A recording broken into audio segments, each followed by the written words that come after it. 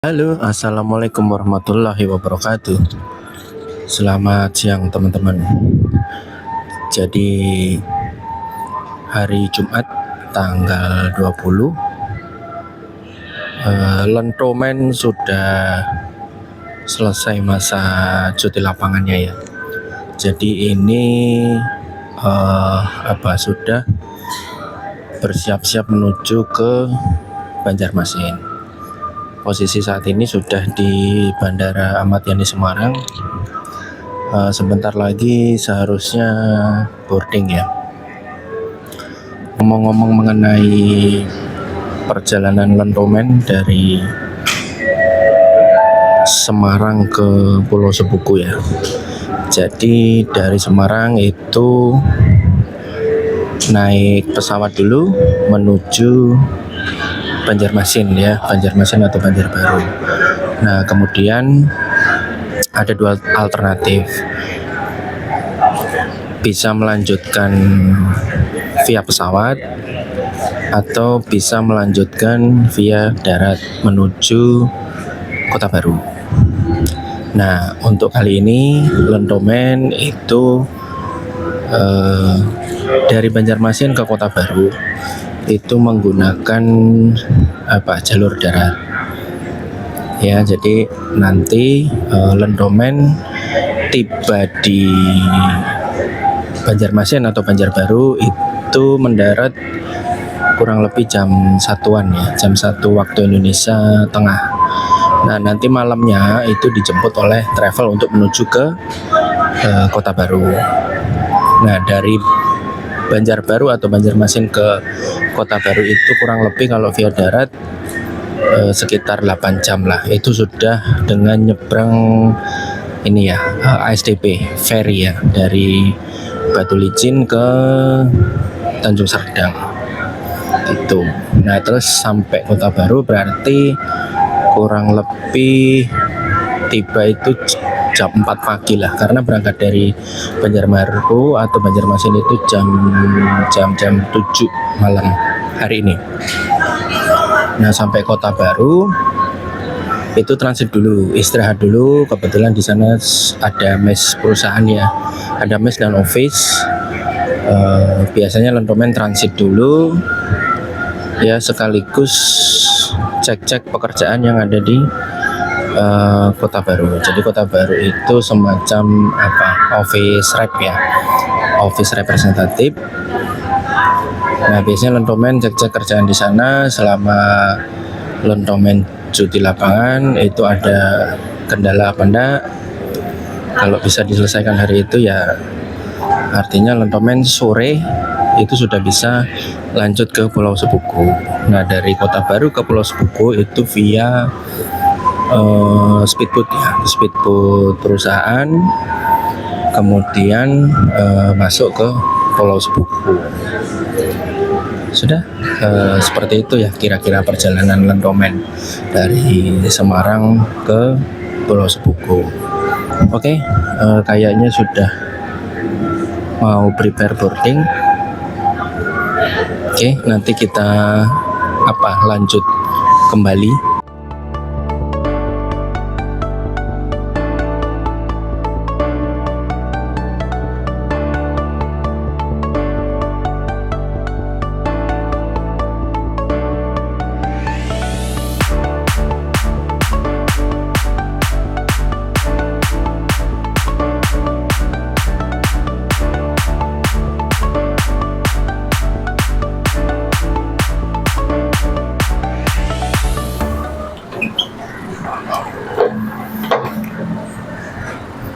Oke, kita sudah sampai di tempat transit pertama. Ini tadi nyampe jam 1:30. Kemudian selanjutnya istirahat dulu ya, sekitar kurang lebih 3-4 jam, lumayan bisa istirahat dulu. Kemudian makan malam, sholat isya, habis itu melanjutkan perjalanan via darat ke Kota Baru.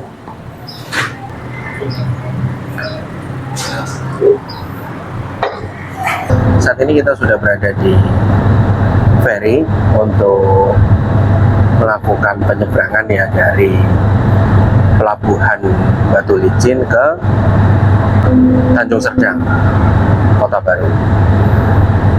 Diperkirakan kita merapat itu jam 6, sandar di pelabuhan Tanjung Serdang, Kota Baru. Nah, ini mengalami kemunduran. Harusnya kita sudah sampai di Tanjung Serdang itu sekitar jam 3, tapi tadi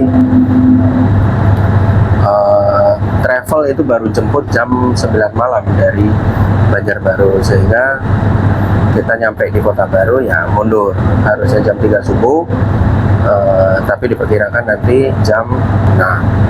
Nah, mudah-mudahan selamat sampai tujuan. Terus alhamdulillah tadi Lentomen sudah melaksanakan ibadah sholat bareng-bareng dengan penumpang ferry yang lainnya. Kemudian Lentomen juga sudah ngopi ya. Jadi jangan lupakan ngopi supaya badan tetap semangat.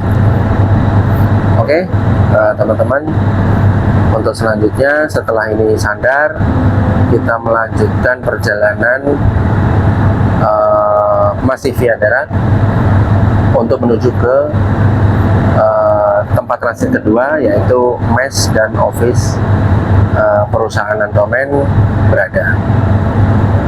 Setelah itu, seperti yang Lentomen katakan sebelumnya, Lentomen akan langsung kerja ya untuk cek-cek, kemudian briefing anak-anak yang ada di office representatif.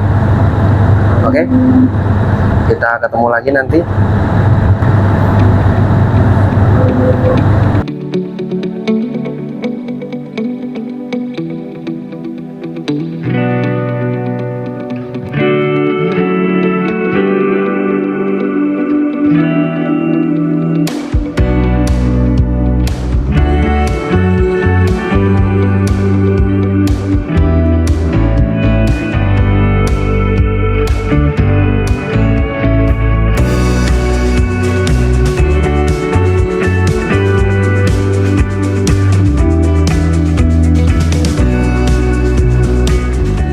Kita sudah sampai di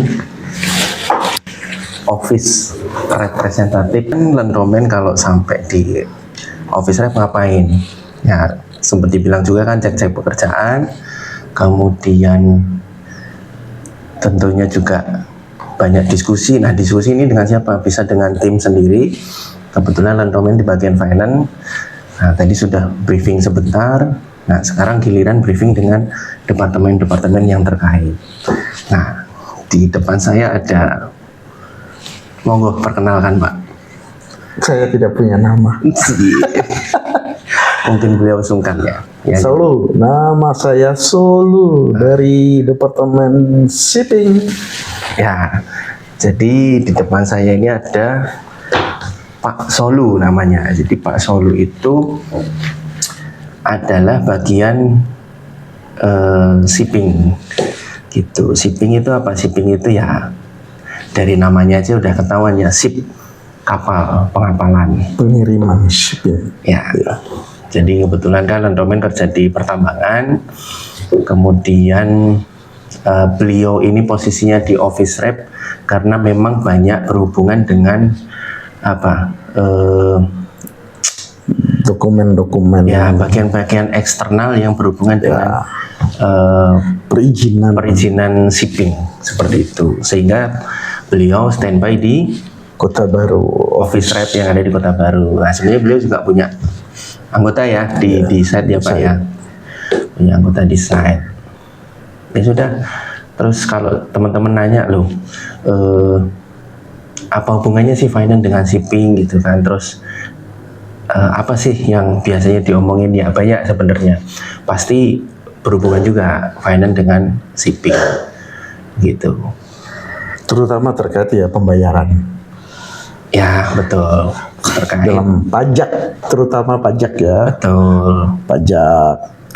Pajaknya ini pajak muatannya, materialnya, bukan kapalnya, materialnya Ya. yang berhubungan material. Pajak ekspor terlebih lagi, dan juga ya bisa selain ekspor yang domestik Ya, betul. untuk urusan semua.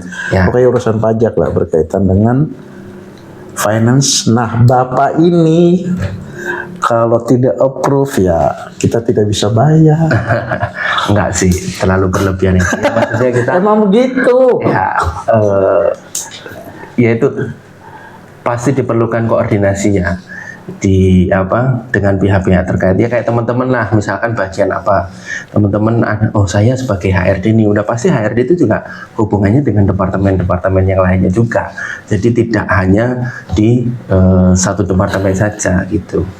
Jadi yang dibutuhkan adalah sinergitas untuk apa, kerjasama untuk Kelancaran operasional. betul, satu visi dan satu misi. Betul Pak Solu. Betul, apalagi kan sekarang udah zaman by system. Ya. Itu ngebantu sekali. Contohnya cuma cerita sedikit aja, di shipping pun segala sesuatu mulai, contoh nih cerita terkait dari kedatangan kapal sampai kapal berangkat, semua by system. Terutama contoh dari Bea Cukai sendiri untuk sistem dokumentasi dan pengajuan dokumen sampai keluar dokumen izin untuk pengeluaran barang ekspor ke luar negeri, itu udah by system. Nah, untuk perizinan kapal sendiri di KSOP Syah Bandar ya, namanya dulu Syah Bandar, untuk memberikan izin berlayar kapal. Sampai di saat sekarang sudah by system, jadi semua by system. Nah, dari finance sendiri, Pak Rahmat ini sudah mengakomodir kami di bagian shipping dengan tadi kan bilang pembayaran untuk pembayaran pajak. Nah, diakomodirlah kami. Pembayaran pajak itu juga by system. Untuk mensupport yang perizinan yang sudah by system ini. Kalau perizinan yang by system ini jalan tapi pembayarannya tidak online 24 jam ya sama juga dong, bohong. Jadi sudah disupport by system. Jadi pembayaran dibutuhkan jam berapapun beliau instan, Pak. Itu suportif banget. Singkatnya begini, Pak Solu tadi bilang di bagian beliau itu sudah mendevelop sistem pengapalan yang manual, itu sudah diubahnya menjadi online. Tentunya fasilitas online itu juga sudah disiapkan oleh pihak-pihak terkait lah, kayak apa yang satu pintu itu OSS. Nah, kemudian yang terjadi apa, di finance itu masih manual, jadi pembayaran itu masih dilakukan secara manual via teller. Nah, itu saya lihat tidak selaras dengan apa yang sudah dilakukan oleh shipping. Shipping sudah cepat, nah di finance masih lambat nih. Kemudian tim finance itu memikirkan caranya seperti apa. Nah, ternyata sudah ada fasilitas pembayaran based on billing. Sebenarnya dari Kementerian Keuangan ya, Dirjen Bea Cukai ya Pak ya. Ya kan? Iya, Dirjen Bea Cukai ya, Bea Cukai itu ketika dia menerbitkan billing itu sebenarnya billingnya sudah online. Cuma online. Cara bayar billing tersebut harus develop juga. Ya, cara bayarnya dulu manual, harus ke teller, terbit cek dulu. Itu memakan waktu banyak. Iya, kalau hari Senin sampai sampai Kamis. Kalau hari Jumat yang pendek. Iya. Bank kan tutupnya cepat. Nah, akhirnya dicari jalan keluarnya. Udah, kita bikin internet banking yang bisa mensupport pembayaran itu. Adalah salah satu atau salah dua bank yang bisa melakukan itu. Akhirnya kita manfaatkan fasilitas itu. Ya sudah, artinya kapanpun shipping minta untuk dipropos pembayaran pajaknya, ya finance siap-siap aja saat itu juga, real time ya Pak ya. Betul, real time. Paling kita membutuhkan waktu berapa? Yang tadinya bisa setengah hari pembayaran itu 5-10 menit kelar. Nah, sekarang setelah dilakukan improvement itu 5-10 menit ya Pak ya. Iya. Ya, Asal cuma ada internet, ada Jaringan internet. Jaringan internet ya, jelas itu memang ya namanya sistem itu kan membutuhkan jaringan internet. Dan kita harus standby melek. Kadang jam 3 pagi itu keluar. Jadi dan apa ya, kayak kebanyakan nih ya dibutuhkan itu tengah malam sampai subuh. Kebanyakan terjadinya tengah malam jam 12 sampai subuh.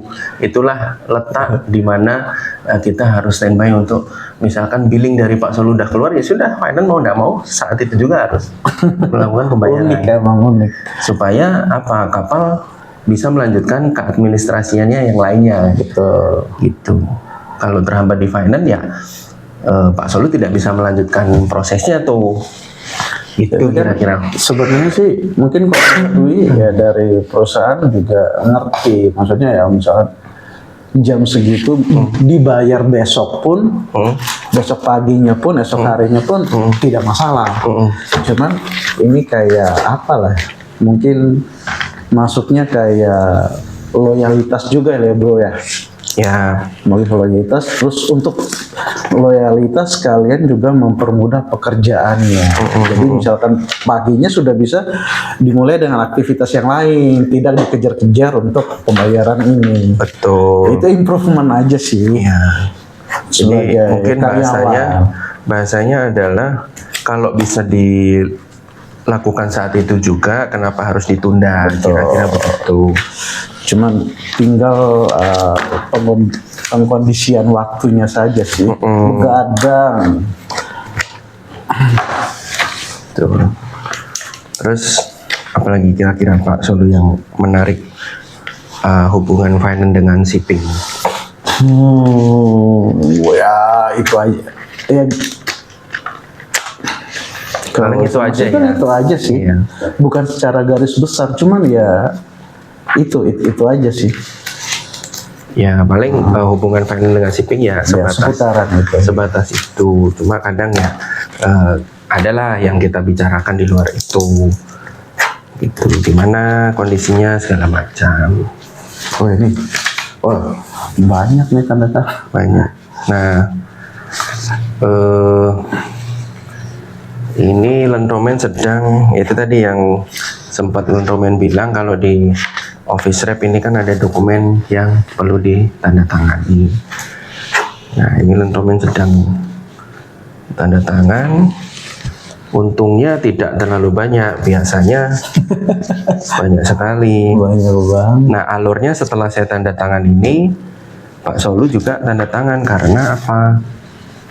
Karena saya pengennya Pak Solu ini juga mengetahui segala transaksi yang ada di KPW. Karena di KPW ini kebetulan Pak Solu yang istilahnya dipercaya untuk ngelit lah ya, sebagai leader di sini. Gitu. Pak Solu sudah bekerja di tempat ini berapa tahun? Ya lumayan lah. 15 tahun lebih dikit lah ya. 15 tahun. Masuk 2008, tahun 2008, sekarang udah 2023, 5 tahunan, jalan 16 tahun. 16 tahun ya, hampir 15 ke 16 tahun. 15 sudah lewat. Ya, jadi udah senior sekali ya. Jadi oleh karena itu Lentromen itu suka bertukar pikiran dengan beliau, gitu kan? Karena bagaimanapun beliau kan lebih duluan berada di tempat ini, jadi ilmunya udah pasti Enggak juga lebih kan, banyak lah. betul. Cuma kan paling berapa persen, kita kan banyakannya kan ngobrol di luar kerjaan, yang hal-hal yang bisa kita adjust dalam hal apapun. Ya, Gitu. dan rencana Lentromen sama Pak Solu ini mau bikin project video. Nanti bentuknya seperti apa, teman-teman Project pura-pura komedi. Tapi pasti ada isinya, Ya, jadi sedikit spill ya. Jadi saya sama Pak Solu dan nanti ada teman yang lainnya juga akan buat konsep video vlog yang Ya, vlog tapi utamanya kayak podcast. kayak Cenderungnya ke podcast. Ya ngobrolin ini Macam-macam. ya kan Pak Solu, saya terus teman-teman yang lain itu kebetulan kerja di tempat yang sama, kemudian statusnya juga sama, perantau. Betul. Jadi harapannya bisa memberikan apa? Ya saling sharing lah tentang layaknya orang yang kerja di tambang dan statusnya itu merantau. Gitu. Lika-liku dinamiknya. Nah, Tapi kan dinamika. ya, bertukar wawasan sama ya ngobrol santai aja, ngobrolin apa aja kayak pokoknya banyak lah yang diobrolin. Ya. Tuh.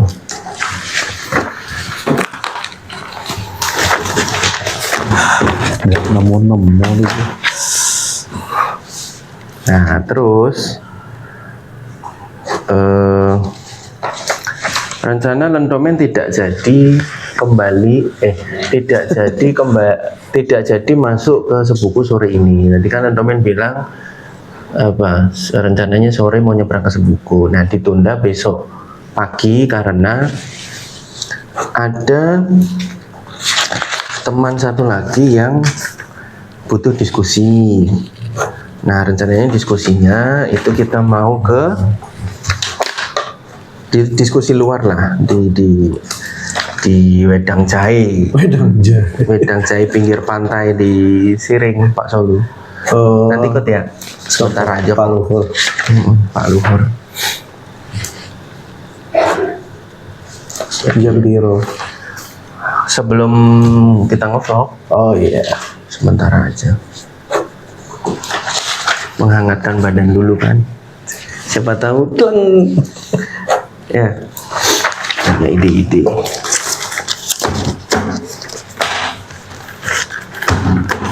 Itu jadi tadi Lentomen itu tiba pukul 7 pagi karena memang travelnya terlambat jemput. Tiba di KPW itu jam 7 pagi ya, terus mandi, sarapan, langsung kerja sampai sekarang. Di sini beres. Nanti malam masih ada koordinasi dan diskusi lagi dengan pimpinan site beda perusahaan tapi masih satu grup, kira-kira begitu. Oke, ada lagi Pak Sulu yang mau disampaikan? Ya cukup lah segini. Nanti bisa disambung. Bisa di vlog saya, bisa di vlog kita berdua ya. Betul. Oke. Kalau begitu kita undur diri, kita jumpa di next video ya teman-teman. Jadi gini, Lendo Channel itu salam Lendo, let's learn together. Ya. Salam Lendo, Lendo. jangan kebalik lah ya, bahaya. Jangan kebalik. Bukan lentok. Oh, salam lentok. Lentok. Gak apa-apa, susah gak apa-apa. Jadi ayo, 1, 2, 3. salam Lendo, let's learn together.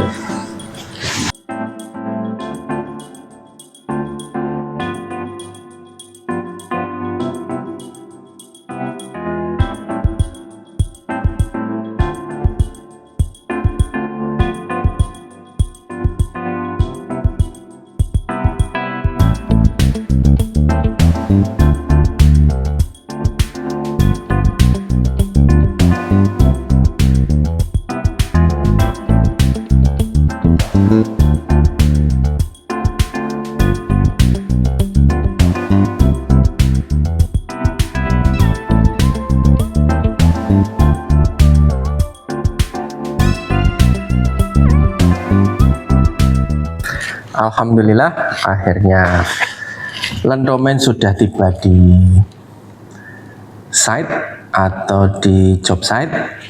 Tadi gelombang bagus, tenang airnya, sehingga penyeberangan menggunakan speedboat itu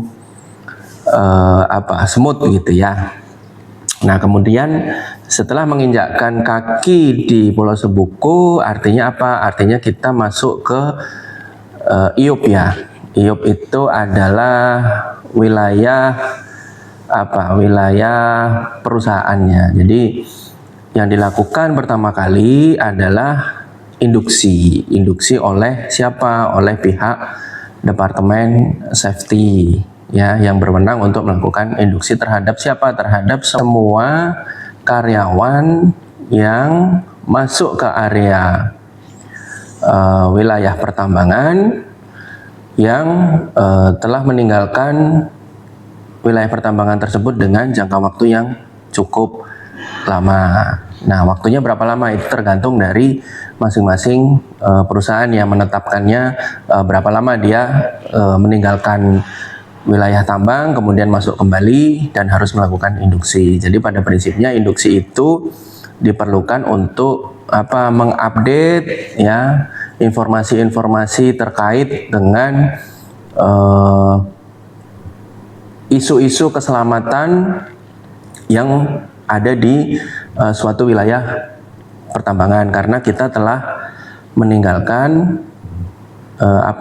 wilayah pertambangan tersebut dengan jangka waktu yang cukup lama, sehingga perlu tuh diupdate informasinya apa-apa aja, ada perubahan atau tidak, kemudian kebijakan-kebijakan baru itu perlu diupdate semua. Nah, itu bentuknya apa? Bentuknya ya seperti forum formal gitu ya. Nah, kebetulan Lendomen ini masuk ke wilayah tambang itu kebetulan hari Minggu pagi ya, hari Minggu pagi, artinya hanya Lendomen sendiri tuh yang masuk, sehingga induksi dilakukan seperti seperti interview saja, wawancara gitu. Nah, alhamdulillah semuanya aman-aman saja selama Lendomen melaksanakan cuti lapangan, tidak ada sesuatu hal yang menjadi concern. Kemudian tetap dari pihak safety itu menghimbau supaya kita senantiasa bekerja dengan aman ya, artinya senantiasa menggunakan APD, kemudian senantiasa melaksanakan kegiatan dalam rangka pekerjaan dengan penuh kehati-hatian seperti itu. Oke, jadi induksi selesai, kemudian masuk ke ruang kerja.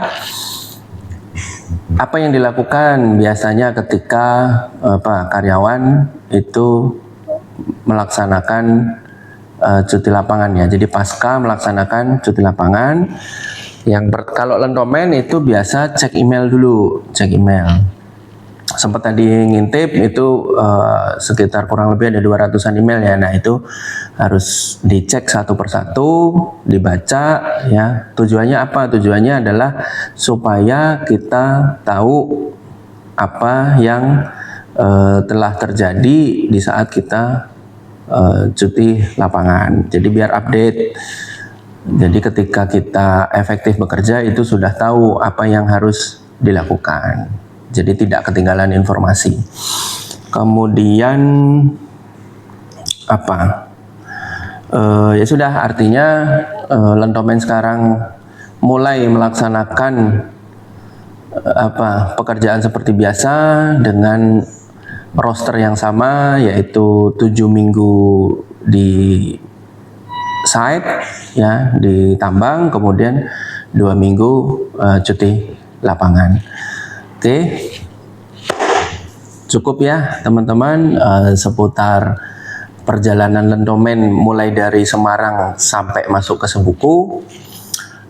Seperti yang Lendomen bicarakan sebelumnya, jadi Lendomen nanti mungkin akan membuat konten seputar pekerjaan ya, khususnya di dunia pertambangan. Nah, nanti siapa saja yang akan menjadi narasumber, stay tune terus ya di channel Lendo, begitu.